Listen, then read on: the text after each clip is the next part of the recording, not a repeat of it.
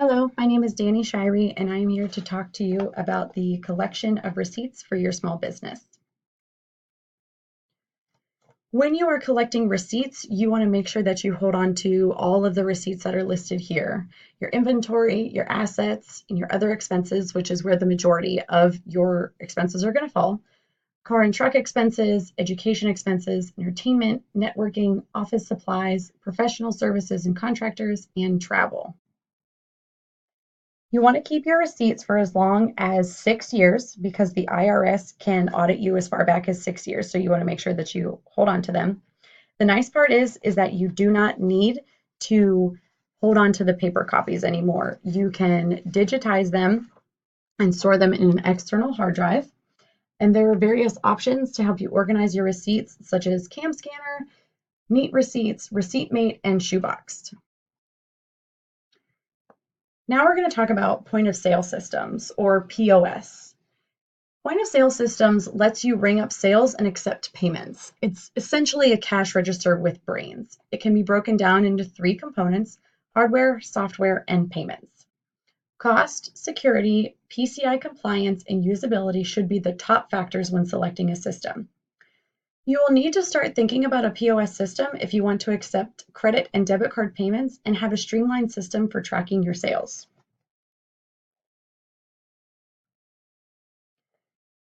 For online payment systems, there was a really interesting statistic that millennials and Gen Xers, which are the two generations that make up the majority of the US population, spend 6 hours per week shopping online. With online payment systems, this helps you reach all of those online shoppers and puts you right in that marketplace with all of the other online retailers. So, what is an electronic payment? An electronic payment allows customers to pay for products or services electronically. Electronic payments are what you use to purchase your clothes, pay your cable bill online, send your rent check in, send your friend money through Venmo. There are various online payment options such as PayPal, Square, Stripe, Amazon, Dwolla, Paystand, and Flint. So, why does it benefit your business? Having online payment systems helps you to reach a new audience. E-commerce opens up your target market substantially. Because you don't have geographic or time limits, customers can access your website and purchase products from anywhere and at any time. It also improves your purchasing efficiency because customers don't have to wait in line to buy products or services when using electronic payment systems. This kind of purchasing efficiency can actually encourage customers to buy from your business more often, as opposed to if they actually had to come into a physical store, then to be able to have online payment systems. It also increases your payment security because there are a variety of security measures and protocols in place to ensure your online transactions are safe and secure.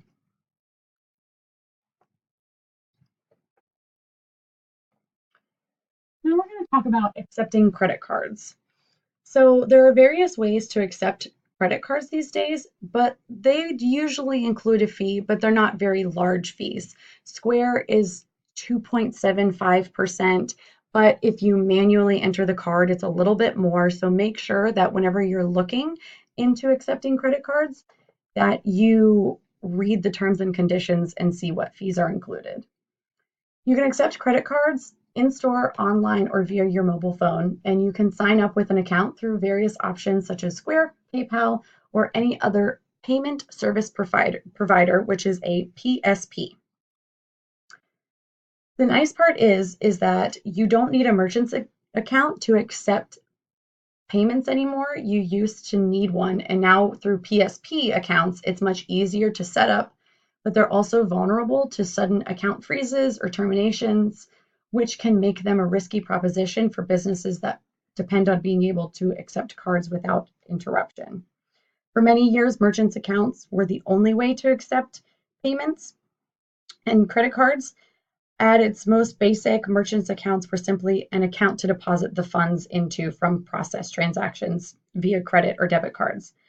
In most recent years, payment service providers have come out that are low cost for small businesses while they still provide the most essential features available.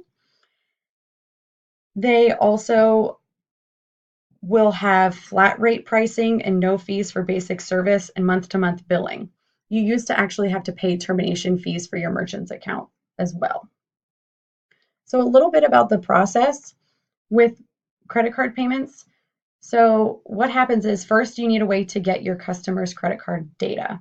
This is accomplished by using either a traditional credit card terminal or a payment gateway in the case of online transactions. So what you do is you can either do it right here, which is your payment gateway. And once you've input your customer's data, it is sent to your provider's processing system for approval. Your provider's network will check with the cardholder issuing bank to confirm that funds are available to cover the transaction. If sufficient funds are available and there isn't any clear indications of fraud, the transaction is approved and you complete the sale. At the end of the day, you'll upload all completed credit and debit card transactions to your processor's network for processing. This usually occurs automatically if you're using a payment gateway or a modern credit card terminal. When you close your machine out for the end of the day, it automatically sends it. For each transaction, your processor will deduct the acceptable interchange, which is forwarded to the cardholder's issuing bank, and their markup. You will receive whatever is left over after these fees have been deducted from your total sale.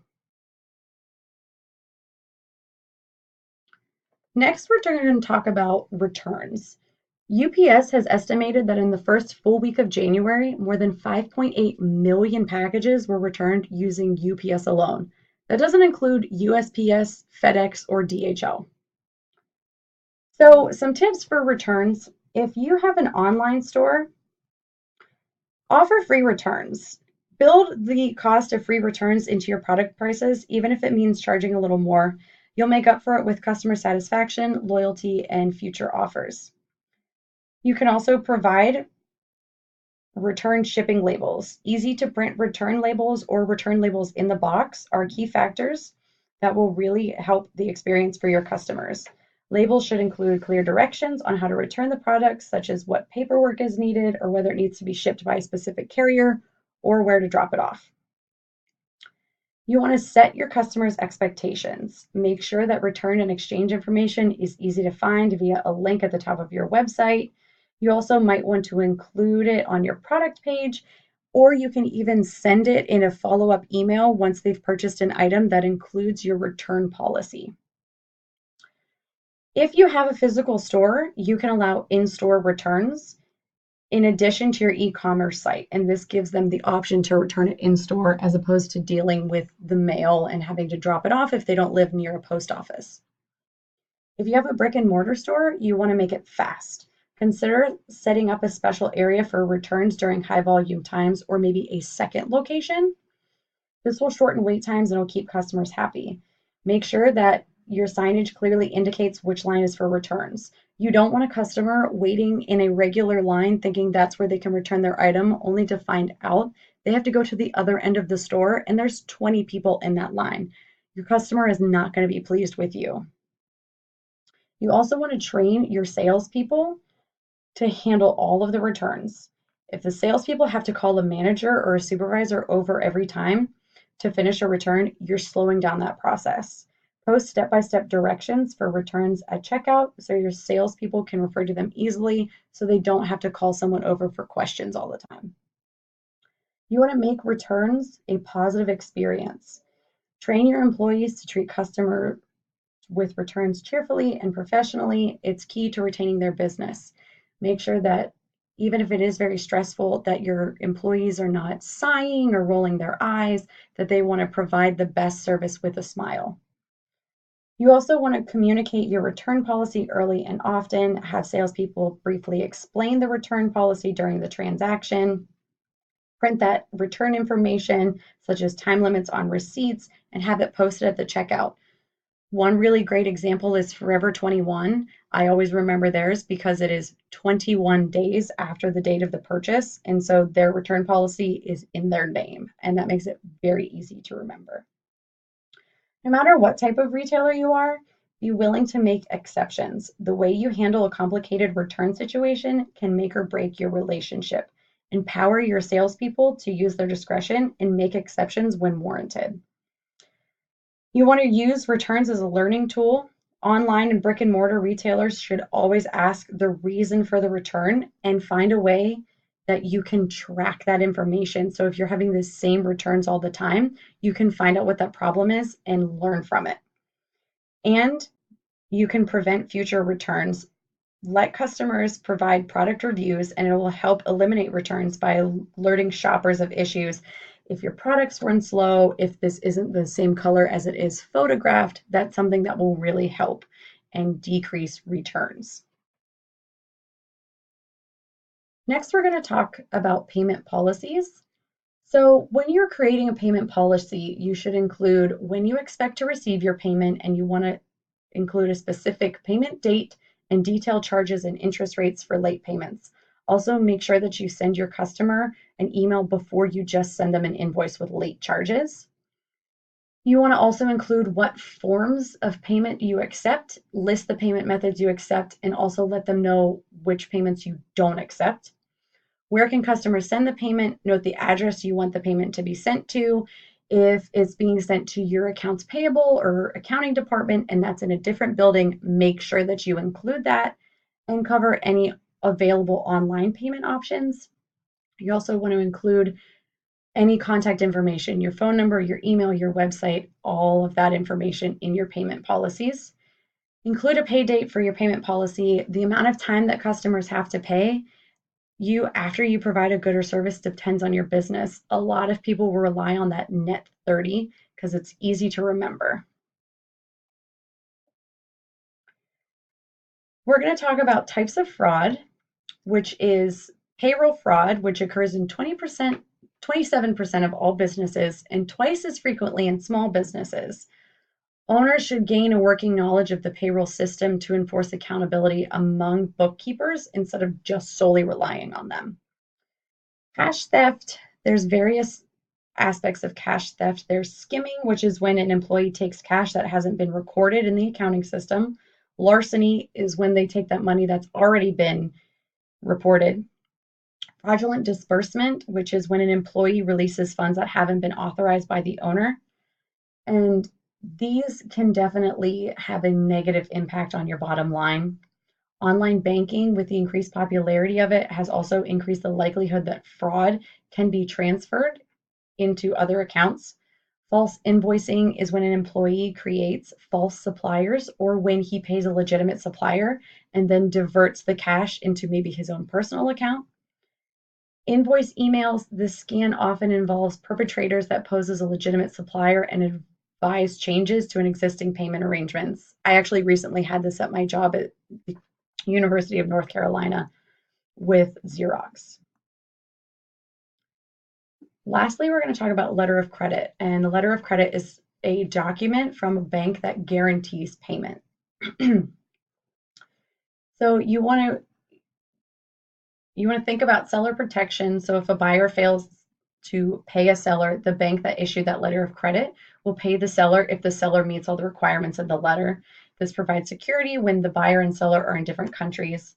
There's also buyer protection, which letters of credit will protect the buyer. If you pay somebody to provide a product or service and they fail to deliver, you might be able to get paid using a standby letter of credit, and that can be a penalty to the company who was unable to perform.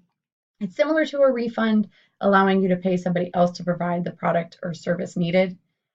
The bank acts as a disinterested third party, and so they don't take anyone's side, and they release funds only after certain conditions are met.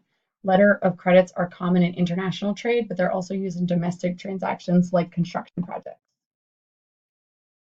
These are all of the references that I used. Thank you very much for tuning in and learning all about forms of payment and communicating with your customer and collecting your receipts. I hope you have a great day.